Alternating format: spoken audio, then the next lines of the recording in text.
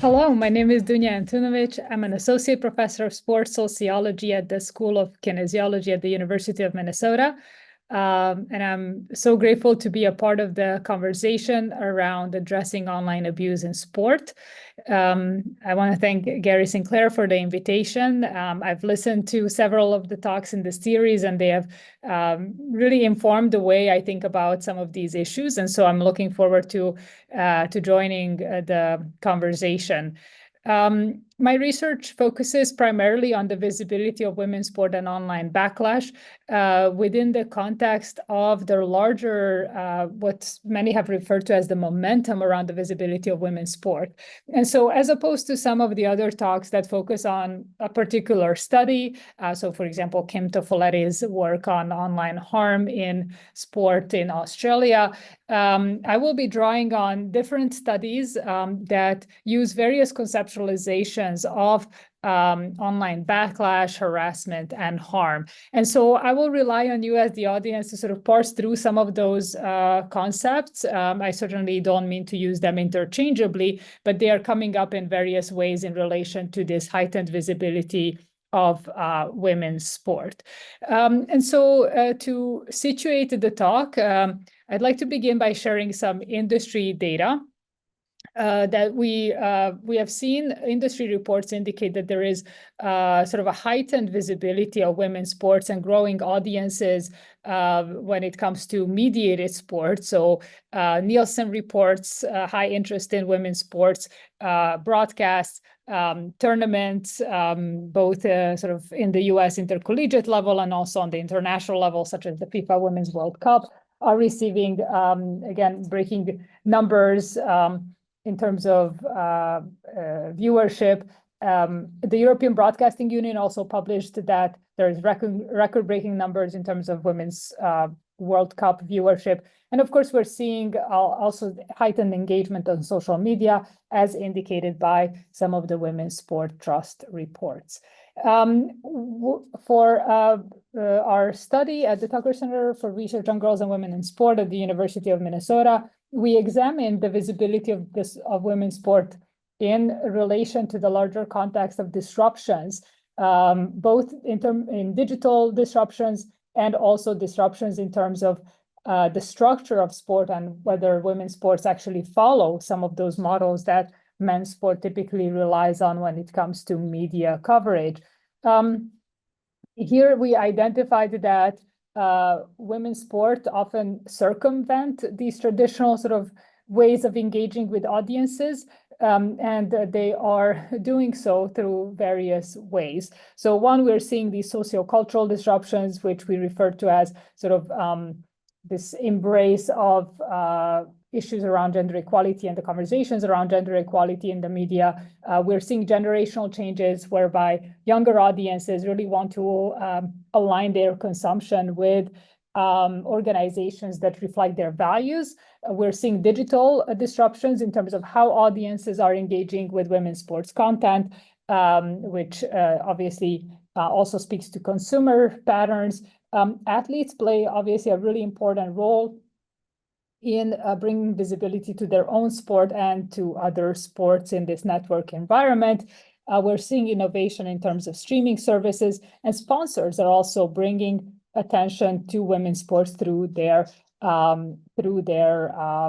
platforms. So in addition to sort of the broader visibility of women's sport, we have also identified that there seems to be sort of heightened visibility around feminist ideas such as gender equality. And so Cheryl Cookie and I wrote a book titled Serving Equality, Feminism, Media, and Women's Sports, where we identified that feminist critiques of media coverage are very much present in sort of in a way that the media are critiquing itself, right? And so media organizations, journalists are recognizing that historically women's sports have been marginalized, and what they're arguing for is strategies on how to increase or improve the coverage of women's sport. They're discussing who is responsible for that, and also what can be done to improve the coverage of women's sport. And our framework around the visibility of gender equality and feminist ideals in media coverage with the rise of visibility of women's sports builds upon feminist media studies literature, and particularly Sarah Benet Weiser's work on popular feminism, which basically argues that feminism sort of manifests in discourses and practices that circulate in popular and commercial media. Feminism is liked and admired. And so, for example, we're seeing people wear shirts that say feminist, or there is sort of bumper stickers, or there's all sorts of products and ways in which feminism and feminist ideas are sold. We're seeing that a little bit in women's sports merchandising as well. For example, there is a shirt in the US that is very prominent that says everybody watches women's sports, right? And so there is this sort of commercialization and selling of feminism alongside the selling of women's sport. At the same time, popular feminism, similar to women's sport, it remains a terrain of struggle. What Sarah Benet Weiser also argues is that alongside this emergence of popular feminism is the sort of rise of popular misogyny, which is a response to some of these conversations also around gender equality. And even though popular misogyny seems reactionary, so it might come up in response to some of these discourses, it is also a structural force that is very much present in institutions, in everyday practices, and in cultural norms. This framework around understanding the rise of online misogyny and online harm more broadly needs to be contextualized within the sort of masculinist sports media cultures that have really prevailed over time.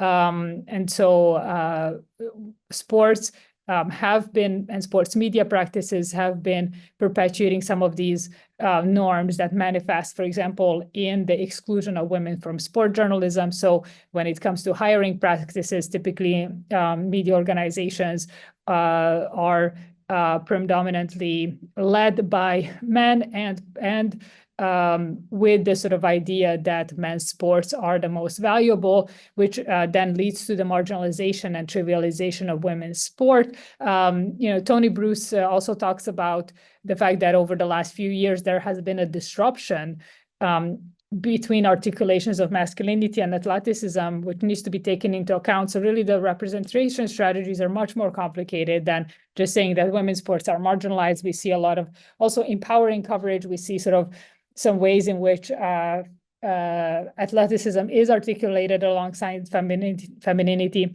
So we need to be attentive to that. But in general, some of these patterns have been very prominent.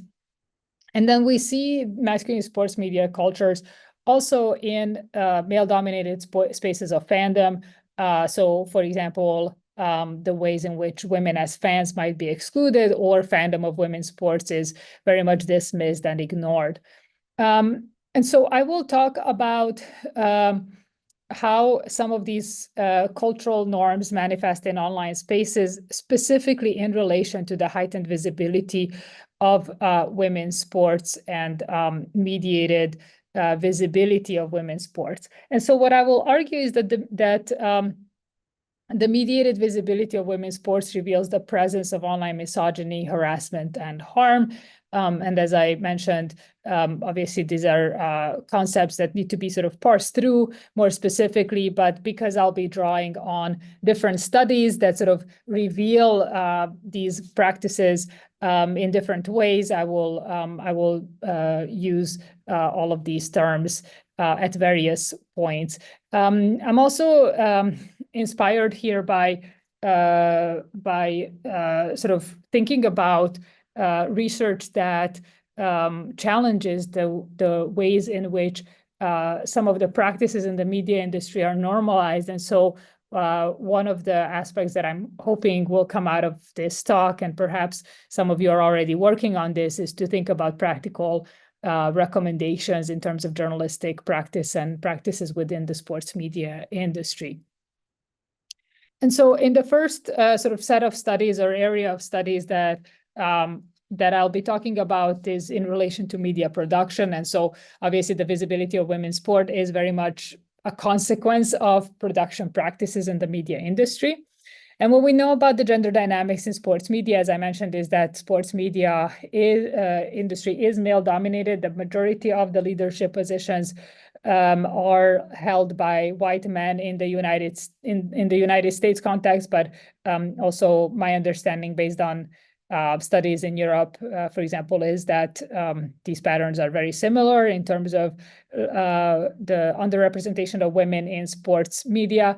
A lot of this data can be tracked through the TIDES reports, which was one of the talks. So Adrian Boucher talked about the Institute for Diversity and Ethics in Sport at the University of Central Florida reports that have been tracking this, although that talk focused really much more on the reports that pertain to diversity, gender and racial diversity in leagues. For the purposes of my work, it's the Associated Press Sports Editors report that is most significant. And so we know that there have been some changes in the demographics of people who are creating content, but some of the changes can be attributed, for example, to ESPN in the US, which is a major commercial sports television station, and to their online platforms. And so certainly there is more work that needs to be done. At the same time, we also know that the presence of women in sports media newsrooms does not necessarily lead to more coverage of women's sports. The data are kind of inconsistent around this. And that has to do with the fact that women journalists are also under a lot of pressures within these masculinist news cultures where they are excluded and where women's sports are excluded.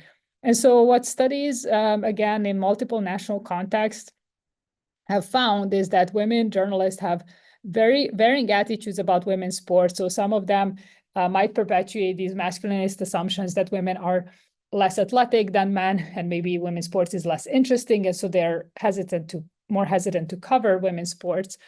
While some of them might really want to advocate for women's sports.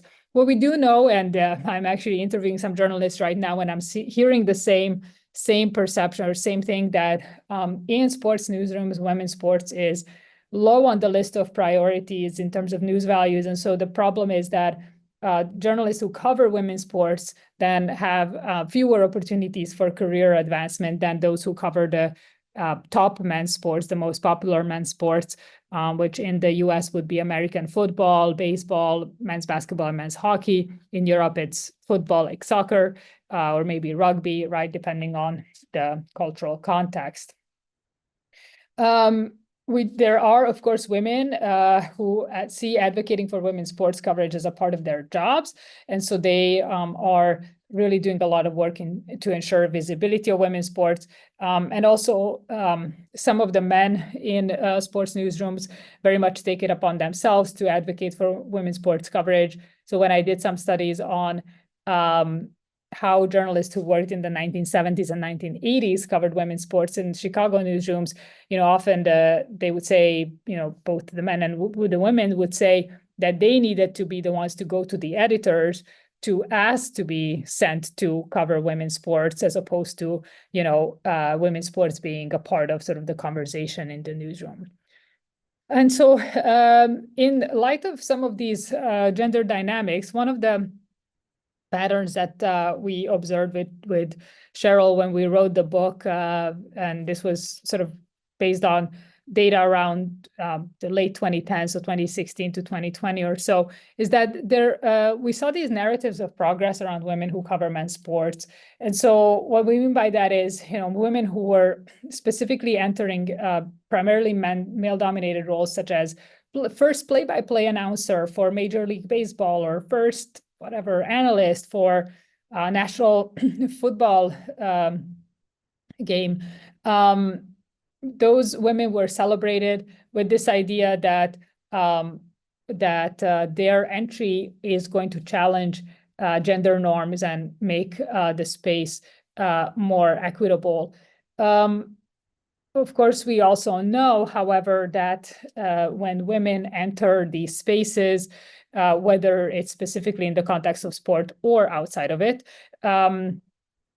women face significantly more, they're significantly more likely to face online harassment than men are. These data points are based on studies, again, in multiple national contexts, that online criticism of women journalists' work includes, for example, sarcastic responses to their reporting, critique of their physical appearance. This is particularly pertinent to women who work in broadcasting and who are on camera. And this is where we see a lot of racialized comments as well. There are women receive misogynistic comments and often even violent threats. And this is particularly a problem for journalism practice and people working in the journalism industry, because engaging with audiences online and being in the public eye is a part of the job, and it's actually often a requirement of the job to be on social media platforms. And so even if they're not sort of directly engaging on social media platforms, the sort of public facing nature of journalist job is one that makes it impossible for women to do their work and be outside of these spaces. And so, it can be equated to, in a certain way, that these dynamics are very similar to what women faced in the 1970s and 1980s when they were banned from locker rooms, or they faced harassment when they were entering men's locker rooms, which was, again, also part of their job. Doing interviews with athletes as a part of that setting was something that was considered to be sort of a part of the journalistic practice. And so in my work and some others who have done work on online harassment of women journalists, we would argue that online harassment is a form of workplace discrimination that needs to be systematically addressed. So it's not helpful to just tell journalists to ignore these mean posts or get off of social media because the online harassment has serious implications for their careers. We know that in general, women in sports journalism often leave the industry because of gender discrimination. There has been what scholars call the revolving door of women in sport journalism, whereby when women get established in those roles, they're pushed out because of various structural barriers. And so when younger generations of women enter, there's sort of, again, there is no continuity in terms of increasing their numbers. And so it's a really big concern that online harassment is impacting journalists' careers and ultimately might even push them away from the industry. And so what's really important in relation to sort of these visibility of progress narratives is that we need to challenge these narratives of progress that imply that women's entry into sport journalism and men's sports spaces solve structural problems, because these problems still exist, and they're particularly pertinent in relation to people who write about sports in a way that brings attention to social issues or promotes women's sports. Another aspect of this sort of media landscape that brings visibility to women's sports is the role of athletes and athletes' uses on social media. And of course, this group that addresses online abuse has done a lot of workshops on this and implications about mental health issues in relation to athletes' social media uses and harassment of athletes. And so I know that there is a lot of really important work in the space. What I want to focus on is how the uses of social media, how athletes' of uses of social media shape journalistic practices, and what is the sort of dynamic around the relationship between journalists and athletes in relation to social media use, and then what are sort of the pressures that journalists also face in this context. And so for this part, we will jump to Europe, and I will be drawing on some data on the Hungarian context that some colleagues there conducted. And so it's going to be really important to recognize sort of the very specific national and cultural context in relation to the sport and the media system. So I'll address that as well. But generally, what I would like to do is sort of bring out some pieces that I haven't really previously considered to be a part of this larger conversation around the visibility of women's sport and potential harms around that on social media. So I should point out that the research that I'll be drawing on is not done through this lens of visibility of women's sports or through the lens of visibility of feminism. Rather, it is a study that specifically addresses the relationship between journalists and athletes. And so I'm sort of pulling out some examples that might be valuable for us in understanding that dynamic. So athletes use social media for a variety of purposes. One is to develop relationship with fans. Another one would be to connect with friends and family. And the third one might be to achieve sponsorship goals and promote their personal brand, and then to share information about training and competition. And then the last one is to advocate about socio-political issues, which we've seen a rise of that certainly over the last few years.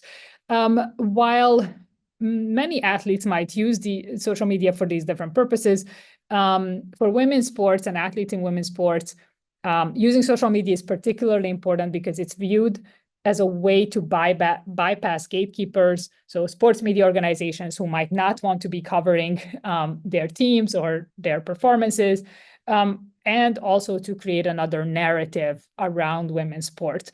So I won't go into those representation strategies. There is a lot of research on how athletes talk about themselves and self-presentation in the context of women's sport.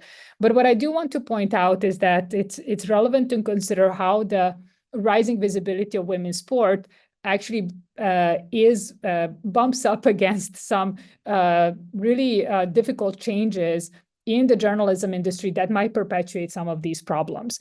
And so I have a couple of examples from the study here that talks about, again, this is from the Hungarian context, that some athletes said that, pointed out the ways in which social media practices might create tension with journalists. So one athlete said that a journalist took a picture of her Facebook page where she's with a boy and with a girl, and then the tabloid journal wrote that the guy was her boyfriend, which wasn't true.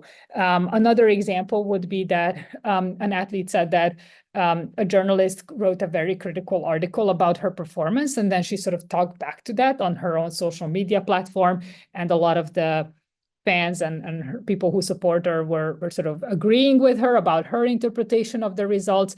And then she had to sort of have a conversation with the journalist, and they resolved it, but it became sort of a public tension. And now, again, these patterns might happen in relation to covering male athletes as well. But in the context of sort of treatment of women in sports, I think it's really important to consider first the sort of longstanding patterns about taking women athletes' personal lives and turning them into a story, right?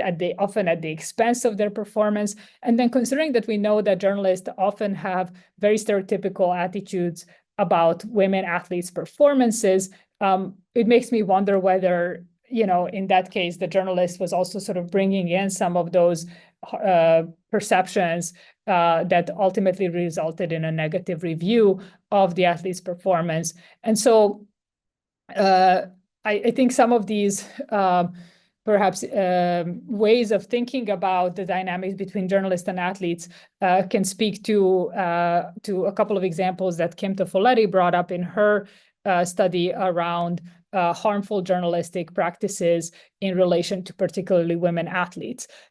It's important to also recognize, of course, that these practices and the sort of extent to which these issues happen might depend on the pressures that journalists and athletes face. So we know from research, again, across multiple contexts, that sport journalism is increasingly facing tabloidization, digitalization, commercialization, right? And also journalists are saying that the involvement of public relations staffers makes it really difficult for them to access athletes. And so what that means is that they often, instead of talking directly to the athletes and being able to ask them questions, they feel like they need to rely on their athletes' social media pages And what that results in is that they integrate social media posts without context or misinterpret the information, or there might be sort of a lack of other sources or explanation, and sometimes even the dramatization of athletes' social media posts. And even though I don't have empirical data on sort of that, it's more recent. The study that I mentioned was conducted around the 2016 Rio Olympics. My observation of the Olympic coverage right now also is consistent with this, right? That sometimes we saw sort of these posts appear out of context, and some of the readers on, for example, the sports newspapers, social media pages even said, like, why aren't you including interviews, right? Like telling journalists, like, you need to be sort of providing some context about this without, instead of, publishing these posts and sort of not explaining them. And the problem, again, is that journalists also might be under pressures. And so I'm sort of wondering to what extent there is a sort of resources and support for journalists covering women's sports, especially when there is sort of a rise in that. And of course, those pressures might depend on how much athletes need to rely on social media to get visibility or for sponsorships, which, for example, in Hungary, a lot of the sports are state supported, and so perhaps what some of the studies found is that a few years ago, Hungarian athletes had very much lower social media usages than athletes in other countries. So that might be one of the explanations, that perhaps they don't feel the need that they have to rely on social media to promote themselves as much. Whereas, for example, in the US, in a commercial media system, especially now, for example, in the context of college athletes use social media extensively to promote their own brand. And so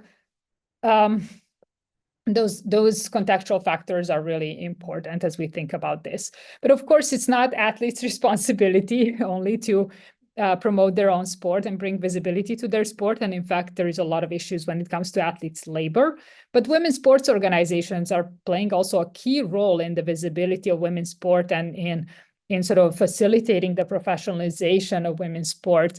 And again, this quote is from an industry report from the Sports Innovation Lab in the United States that argues that women's sports are the startups of an otherwise big corporate sports world, and that the way they grow fan bases, especially on digital media.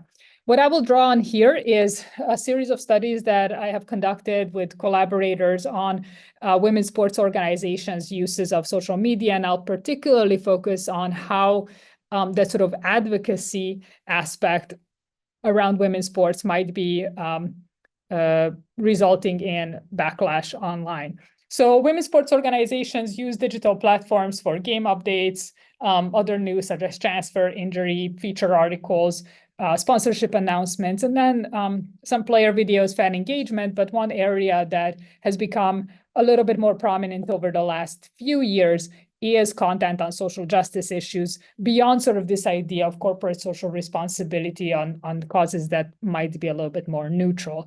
And I have a chapter on this published in American Sport and the Shadow of the Pandemic edited collection, if you're interested in learning more. But the study that I want to highlight here is what we've done with Tucker Center External affiliate scholars on we conducted interviews with people who work for women's professional sports teams in the US and generally in sort of the elite women's sports spaces. And that chapter will be published in Media Women and the Transformation of Sport. It's forthcoming. But what we found based on the interviews is that there's sort of three narratives around the role of women's sports in relation to advocacy. One is that advocacy in women's sports is good for business, right? So that the business case where women's sports are a profitable investment and taking a stand on social issues is lucrative for brand loyalty. The other narrative is that advocacy serves a relationship building function. So for example, because sponsors are now invested in aligning themselves with certain values because they perceive that audiences and fans are interested in that, then creating programming around advocacy is going to sort of enhance their relationship with stakeholders. And of course, this needs to be navigated very carefully around sort of sponsors' needs and so forth. And then the third attitude or narrative around this is that there's a social justice imperative of advocacy because women's sports are already in marginalized positions. And so it's sort of inherent that women's sports organizations are going to take a stand on advocacy and on the various social issues. However, there is sort of a recognition that structural problems persist and backlash occurs in response to this heightened visibility and especially in response to advocacy. And so I have just a couple of quotes that focus specifically on that social justice imperative of advocacy component. A couple of people said that women's sports as an entity is already in defiance, right, in relation to sort of the male-dominated system of sport. And that advocacy is a core part of the message hierarchy because it's not possible for women's sports organizations to function in this space without inherently being a form of activist.